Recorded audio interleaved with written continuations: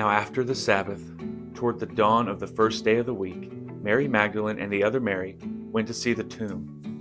And behold, there was a great earthquake, for an angel of the Lord descended from heaven and came and rolled back the stone and sat on it. His appearance was like lightning, and his clothing white as snow. And for fear of him, the guards trembled and became like dead men. The angel said to the woman, "Do not be afraid, for I know that you seek Jesus who was crucified. He is not here, for he is risen, as he said. Come see the place where he lay. Then go quickly and tell his disciples that he has risen from the dead, and behold, he is going before you to Galilee. There you will see him. See, I have told you." So they departed quickly from the tomb with fear and great joy, and ran to tell his disciples. And behold, Jesus met them and said, "Greetings." And they came up and took hold of his feet and worshipped him. Then Jesus said to them, "Do not be afraid. Go and tell my brothers to go to Galilee, and there they will see me." While they were going, behold, some of the guard went into the city and told the chief priests all that had taken place.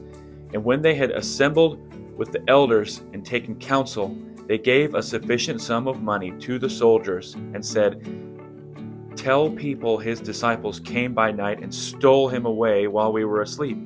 And if this comes to the governor's ears, we will satisfy him and keep you out of trouble." So they took the money and did as they were directed. And this story has been spread among the Jews to this day. So here we have the account of the resurrection of Christ. Here we also have the account of the Marys and the disciples, and of the bribing of the guards that were guarding the tomb. It says there in verse 15 that they took the money, they took the bribe, they spread the lie, and that this lie, this deception, is still believed and spread even at the time of this writing, and we know even today. So I recently watched something online that was it was highlighting the disciples and the disciples of Christ after the death and resurrection, when this lie had been spread, the bribe of the guards, that they falsified this resurrection, and really what they did was stole Jesus' dead body out of the tomb and only said that he raised from the dead. And I saw this video online. It was kind of a humorous take on what would that have looked like, because the disciples had nothing to gain from this lie. Nothing to gain that was pleasant, because their lives at that point were about spreading the gospel and starting the church of Christ on earth, fulfilling that great commission that he goes on in verse 16 through 20 to say to them. And at that point, their lives were about furthering the cause of Christ, and their lives weren't easy. Their lives were not pleasant. They had many, many, many earthly reasons to quit what they were doing. But they didn't, because they really believed, because they really saw, because it really happened.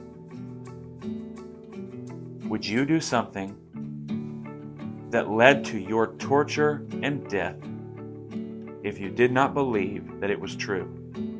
These men and women believed it was true, and more than them, that saw Jesus resurrected. They devoted their lives and deaths to the truth of what they saw in the resurrection of Christ. It really happened. He was really killed for us, and he really rose from the dead. He was made the substitution for our sins willingly, something that we desperately need.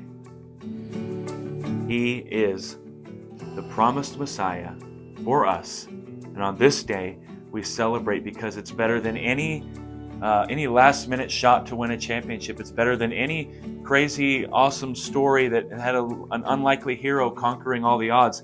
This is our salvation. This is the greatest moment in human history. This is the resurrection of Christ. So he is risen. He is risen indeed. Happy Resurrection Day. I pray that you're worshiping wherever you are, and I pray that you believe, like these disciples did with everything they had, that this is the truth of the gospel cannot be contained.